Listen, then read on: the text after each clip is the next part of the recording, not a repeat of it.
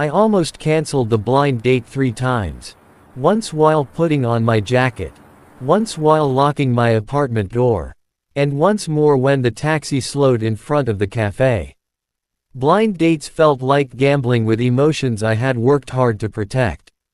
After my last relationship ended quietly, no drama, no closure, just distance, I promised myself I wouldn't rush into anything again. But somehow, there I was, heart beating too fast, palms slightly sweaty, walking toward a place where a stranger was waiting.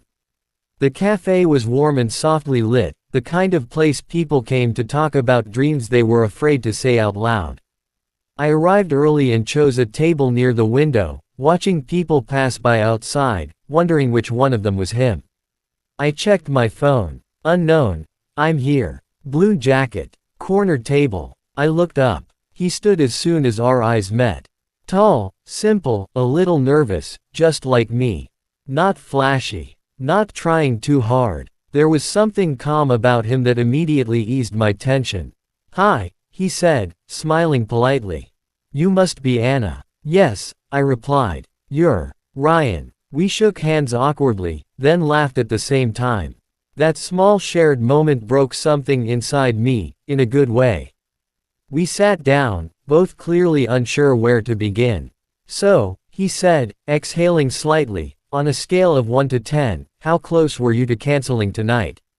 I smiled. 8. He laughed. "Same. Maybe 9. That honesty surprised me. Coffee turned into tea. Tea turned into stories. Not deep ones at first, work, travel, favorite movies, but even those felt unusually easy. Ryan listened when I spoke, really listened, like my words mattered. When he talked, he didn't try to impress me. He talked about his failures as openly as his successes. "I build things," he said. "Furniture, mostly. Custom pieces." "That's unexpected," I said. "Good unexpected or bad?" "Good," I said quickly. "Very good." He smiled, a little shy this time. As the evening deepened, the cafe grew quieter. Outside, the city lights flickered on. Time seemed to slow, stretching gently around us. "Can I ask you something a bit personal?" he said. I nodded. "As long as I can say no." "Fair enough," he said. "Why did you agree to a blind date?" I thought for a moment. "Because I was tired of being alone, but more tired of being disappointed." He nodded slowly. "That makes sense. What about you?" I asked. "My sister signed me up," he admitted. "But I didn't fight it. I think part of me wanted to believe something good could happen randomly." That word, randomly, stayed with me. When we finally stood to leave, there was a brief hesitation. Neither of us wanted to end the night, but neither wanted to seem too eager. "I had a nice time," he said. "So did I replied. "More than I expected." Outside, the night air was cool. Cars passed, people laughed somewhere nearby. For a moment, we just stood there. "Would you like to do this again?" he asked, carefully. "Not as a blind date." I smiled. "I'd like that." We exchanged numbers, fingers brushing briefly. That tiny touch sent a quiet warmth through me. As I walked away, I realized something surprising. For the first time in a long while, I wasn't replaying what I said or worrying about what I did wrong. I was simply looking forward to seeing someone again. And I had no idea how deeply that single blind date was about to change both our lives. The next morning, I woke up with a strange calm in my chest. Not excitement, not anxiety, just a quiet sense of possibility. Ryan texted first. "Ryan, I hope today treats you kindly." Me, that's a very gentle thing to wish someone. Ryan, I'm a gentle man, apparently. I smiled at my phone longer than I should have. Our second meeting wasn't planned like a date. No pressure. Just a walk through a public park on a Sunday afternoon. The sky was pale blue, the kind that makes everything feel softer. Ryan arrived wearing a simple white shirt, sleeves rolled up, hands in his pockets like he wasn't sure what to do with them. "You look comfortable," I said. "I am," he replied. "That feels new." We walked slowly, talking about small things again. But this time, silence didn't scare either of us. Sometimes we just walked, listening to footsteps and distant laughter. He stopped near a bench overlooking a lake. "I should tell you something," he said. My stomach tightened. "Okay. I don't date casually," he said.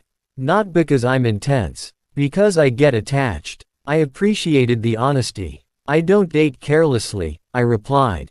"Not because I'm cold. Because I've been hurt." He nodded, like he understood exactly what that cost. Over the next few weeks, Ryan became part of my routine in the gentlest way. Coffee before work. Late-night calls where neither of us wanted to hang up first. Messages that weren't dramatic, just thoughtful. He remembered details, my favorite pastry, the book I mentioned once, how I took my coffee when I was tired versus happy. One evening, he invited me to his workshop. It was small, filled with the scent of wood and oil, half-finished tables leaning against walls, tools carefully arranged. There was something intimate about seeing a place where someone created things with their hands. "This is where I think," he said.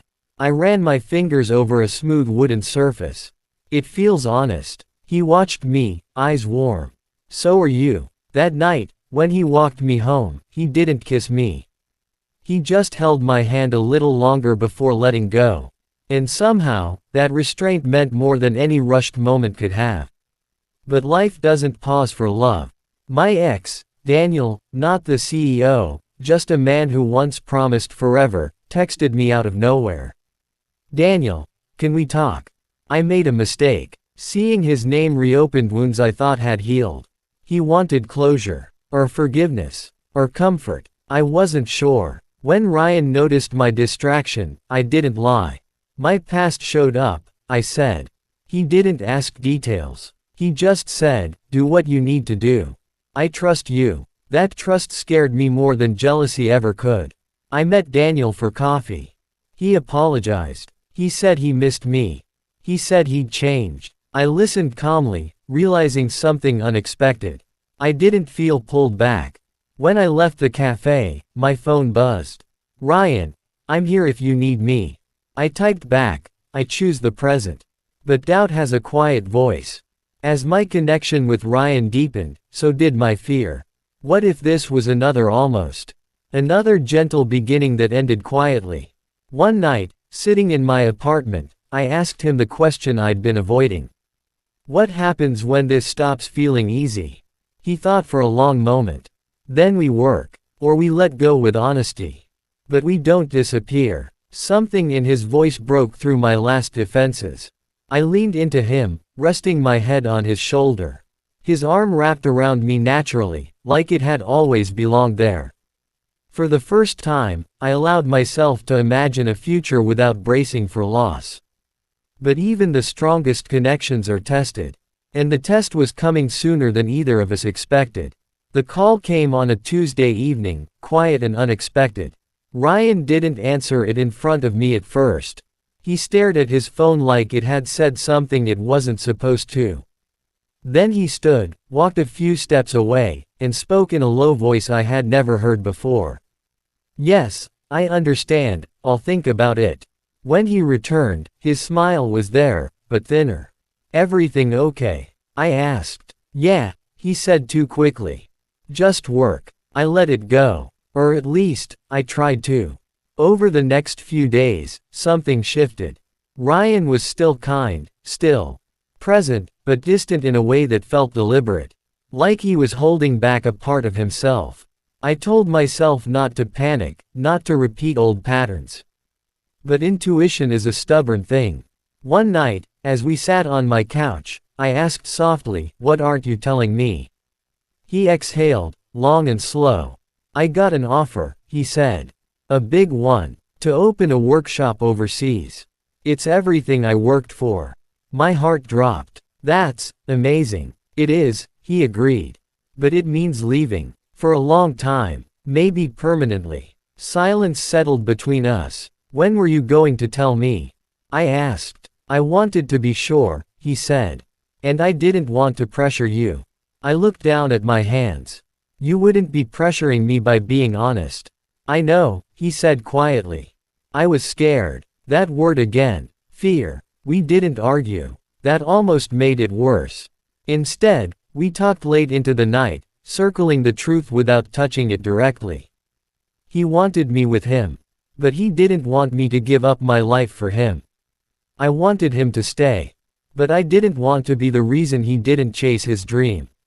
Love, I was learning, wasn't just about feeling. It was about timing. The weeks that followed were heavy with unspoken goodbyes. Every moment felt precious and fragile. We went back to the park where we'd walked on our second meeting. Sat in the cafe where we'd first met. Revisited memories before they became memories. The night before his flight, we stood on my balcony, city lights glowing below. I don't want to promise things I can't keep, he said. But I don't want to walk away like this meant nothing. It didn't, I said. It changed me. He reached for my hand. Me too. Tears slipped down my face, and I didn't wipe them away. For once, I didn't want to be strong. At the airport, we hugged longer than necessary. When he finally pulled back, he rested his forehead against mine. Thank you for taking the risk, he whispered.